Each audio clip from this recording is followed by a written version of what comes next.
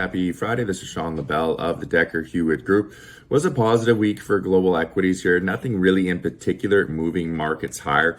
We are seeing a better than expected earnings season, and this is something that we talked about in last week's Market Watch Weekly, is that it isn't going to take much to get what's called an earnings surprise. And that's just companies delivering slightly better than expected results. And that's really been moving markets higher. Because again, right now, the backdrop is at historically low in terms of sentiment. So investors have positioned themselves quite bearishly. So this is where you get companies reporting at least inline results. That's been moving the market higher.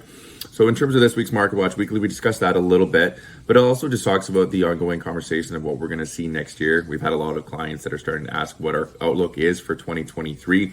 It's still a little too early to give formal targets and the like, but nonetheless, we discussed a little bit of what we should expect to see next year. That's really going to be probably a normalization in terms of the market environment. It's been an unusually volatile year, obviously with the markets down around 25% year to date. We've seen a number of intraday volatility swings that are out of the range of normal sort of market trading.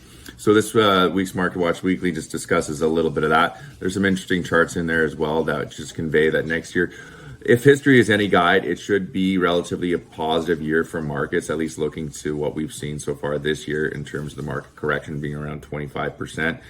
Just looking out 12 months following that, markets have been higher every time. Also looking just at the US midterms, which does start next month. Historically, following the U.S. midterms 1 year out, once again, markets have been positive each time. We're not saying that's necessarily going to be the case, but if history rhymes, we should expect something similar to that for investors. We'll end it there. Hope everyone enjoys the weekend, and we'll talk to you again next week. Cheers.